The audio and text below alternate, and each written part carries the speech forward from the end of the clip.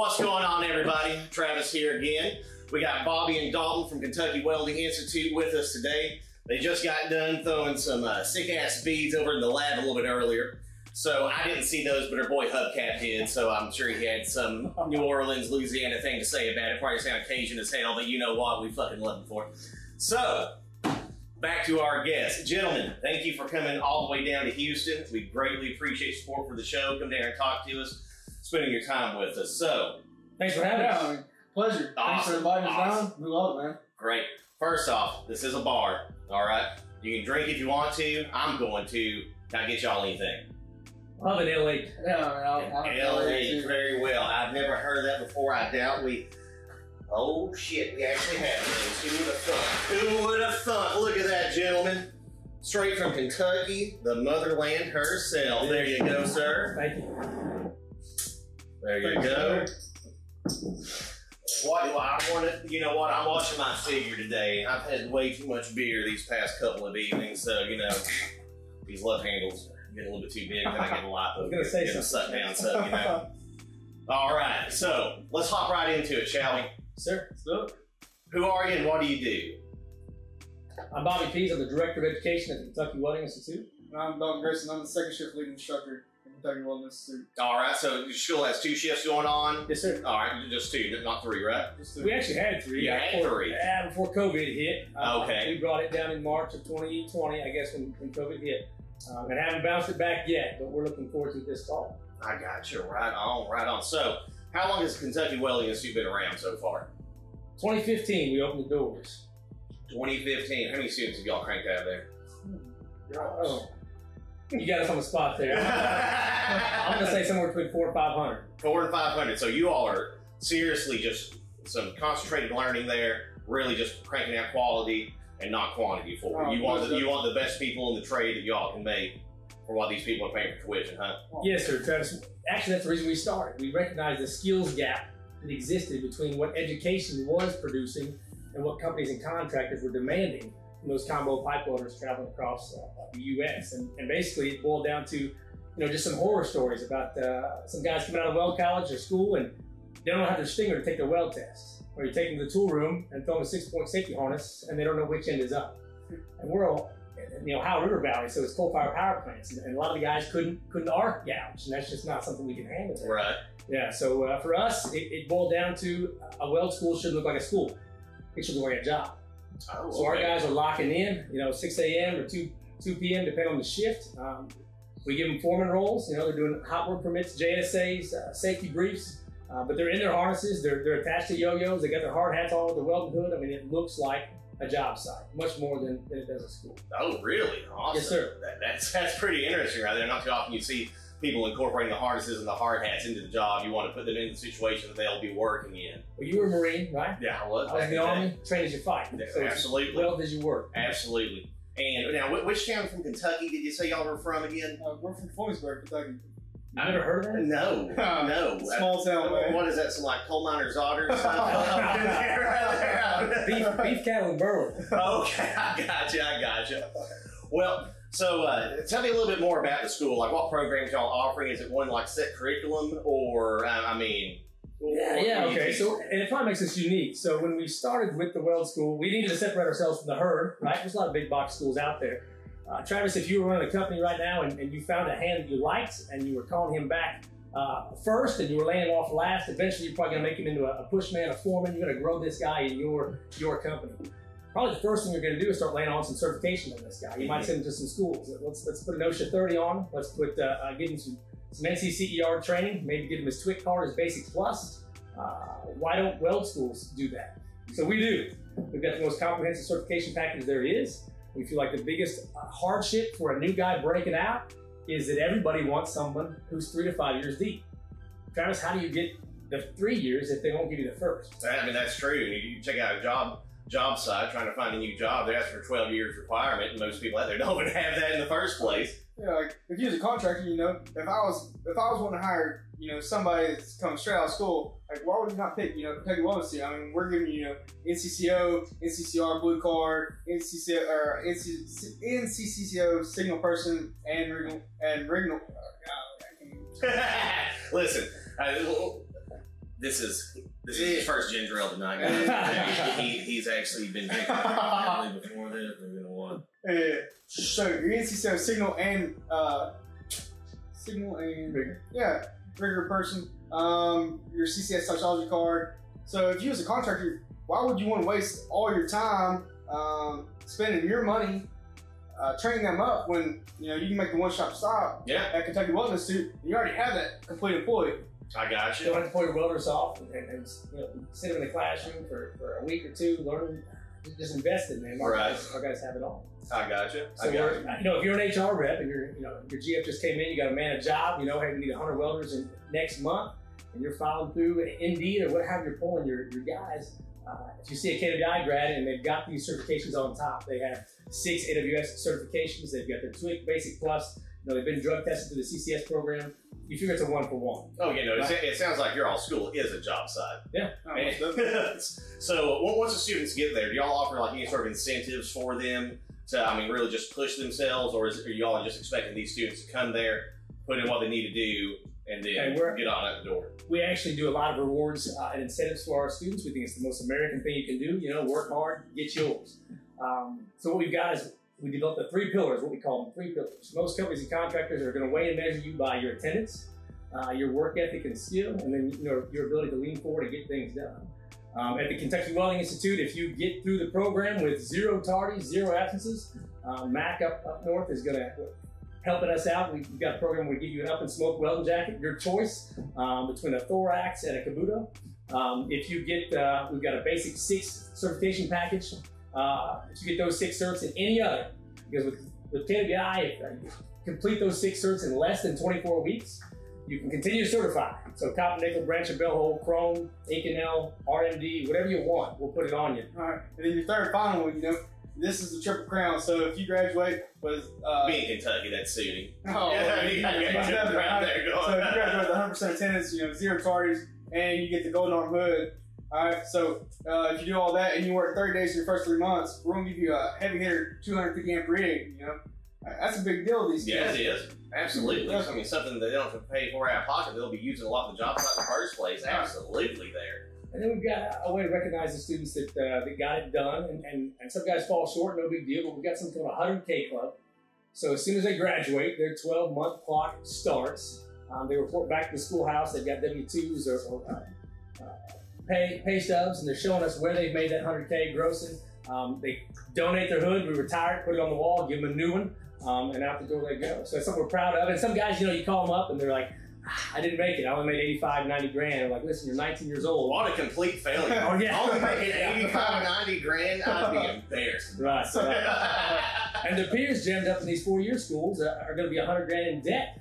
The return on investment there isn't much, I guess. Uh-oh.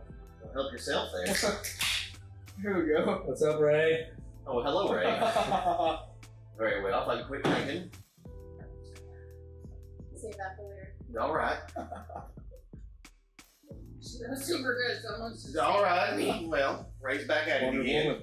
Sorry. So, 100K club. People flex how much money they made because y'all made them the man they're supposed to be, getting work done. I got you. All right. So, I want to know a little bit about you all, though. So we've hit the school, a couple of things, a little bit bright. Anyone else can go to the website and check you out. I'm sure y'all have plenty of career planners or guidance counselors or admission people that who can call you up and get to know some stuff. But Don, let's start with you. I saw you firsthand out there just laying some sick beads in. Yeah, man.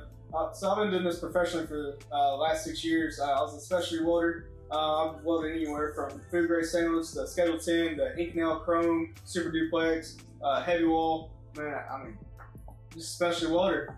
Love to get down. I got you. So what's the shittiest job site you've been on so far? Ooh, man, I've been on some shitty ones. Man.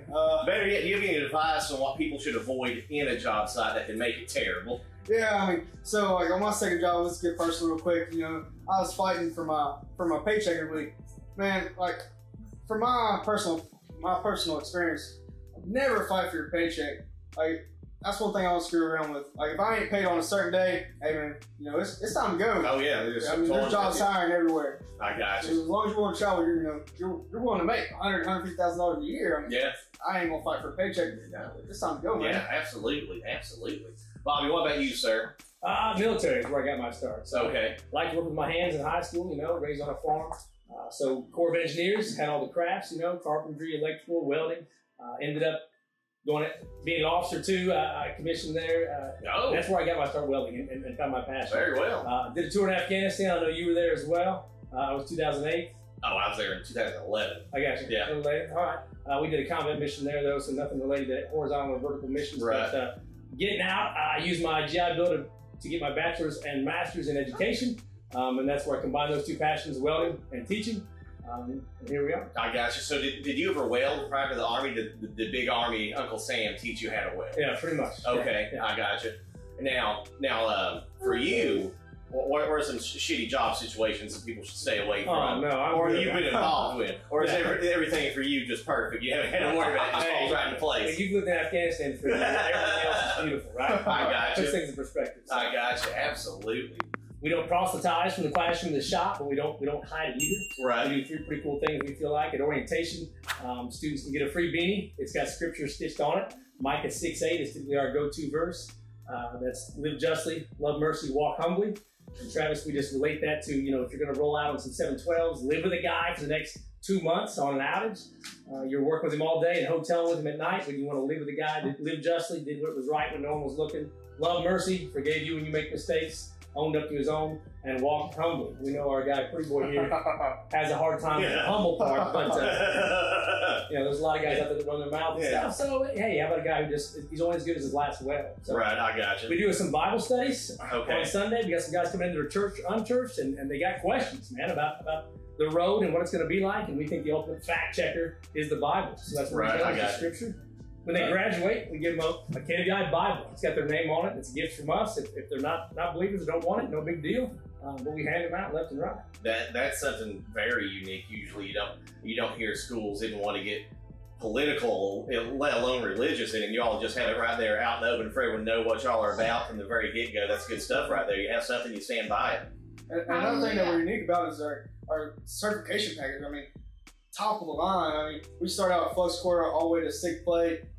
Combo monster. Like, if I was a contractor, you know, if I was to hire a student, if I was to hire a welder, let's not even say student, perhaps, like, if I was going to be, if I was coming in as a student, if I was going to go to a welding school, I want to train with exactly what I'm going to be welding with. So if I was a truck driver, I don't want to be driving, you know, I don't want to be driving a truck trying to get my CDLs. I mean, I want to be driving a semi. I mean, you know what I'm saying? Yeah, you don't be riding a F-150 right. for to be a truck driver while you're trying to be right. So, I mean, if I'm going to go to a welding school, I want to practice on exactly what the job is going to have me weld test on. So I mean, we're practicing on combo monsters, stakeout monsters, Schedule 10 stainless, copper nickel, chrome. We got our downhole, our bell hole, and our branch test. We got 24 plus certifications. Y'all offer 24 certs? Yeah. Coming out of your school? 24 plus. 24. They all came from contractors, though. Yeah. So as we were sending guys out and they were going to have to test at different companies, we would just write those WPSs for those students. And it's a confidence boost. It really is. Right. We understand what haters are going to say about the certifications. Well, they'll still have to test for the company, sure. Yeah. But how much more confident do you feel having just passed you can already pass an accredited testing facility in front of certified welding inspectors? I gotcha. So what's the real number? Say a student wanted to get all the certs that you all offer in-house through there. I think our record right now is 18. 18. We had a boy from Alaska come down, and again, in 24 weeks, if you can continue to certify, we'll lay it on you. It's expensive, but again, why wouldn't you want to put your name on those guys? So we're going to go with them. That's another cool thing about KWI. Like, it's a train at your own pace, so we're not going to hold you to any standards. Like, of course, we hold you to standards, but you're going to train at your own pace. So say you fall a little behind, right? So we got this color code system. So every 4, 12, 16, and 22 weeks, I believe, we're going to do evaluations on you. So with that being said, KWI and our students are always looking for room to improve. So students will give you evaluation on our staff, and staff will give you evaluation on the students. So we're always looking a way to better ourselves in our future, I guess you could say. Continuous improvement. I gotcha. We also have something crazy, co-ops, we call them. So again, it's like back in high school when you only work half the day. There you go. That sounds good. But our co-ops, companies and contractors are calling the schoolhouse because they're behind. They didn't find enough guys to man their jobs. We'll have our students take a timeout. They take 2 weeks. They go pull 712s. We just sent half a dozen guys to TEI or Floor around the Louisville area. They made $5 grand in 2 weeks. Now they're back in the schoolhouse. They'll make up their class time pulling 12s or 16s, but not too many schools. Yeah, pushing their guys out. Push on out there to the job site. Yeah, I mean that takes a lot of now. For those students to go there to that job site to work those 2 weeks, so they have to test out for that company. Obviously, of course. So I mean, they're essentially just pausing from school to go start a job for 2 weeks and then bounce on back to the classroom once they're done. And these are companies that we test for anyway. Yates, I think 2 years ago we tested, 70, 80 guys for them. As an accredited testing facility, we're testing constantly for companies and contractors as well. So that's an advantage for our students because we're in with a lot of companies and contractors and just going out with them. I got you. What's your all's placement rate like coming out the door from your school? Third party verified, 93%. 93%. So what that means is that third party was hired because we're trying to get accredited. We're close. Yeah. We're close. They're going to call behind us and make sure that all the T's are crossed, that the I's are dotted, and that just depends on those HR reps and how it works. But 93% verified. I got you. And then you always have those 7 who just kind of don't want to work at the back end there possibly, or they go to a different school and there's like this isn't for me, that type of deal. So you're always going to have some percentage that kind of just brings your status quo down there a little bit, you know. I gotcha. All right, guys. So what do y'all see for the future of welding and KWI? KWI specific, we're going to continue to improve our programs. We just got in with NCCR on their gold cards, and now offering the rigor and signal for them. We're going to go ahead and go for that carry deck crane certification, just get our guys some extra stuff. Again, if you're an employer, why wouldn't you got a guy with a wallet full of certifications ready to go to work? We're paving our parking lot this year. I know that sounds kind of small, but well, listen, you're also Podunk County. I'm sure it's probably the only thing paved other than the Dollar General in that one random field. The mayor's coming out, big ribbon cut for the parking lot. That's right.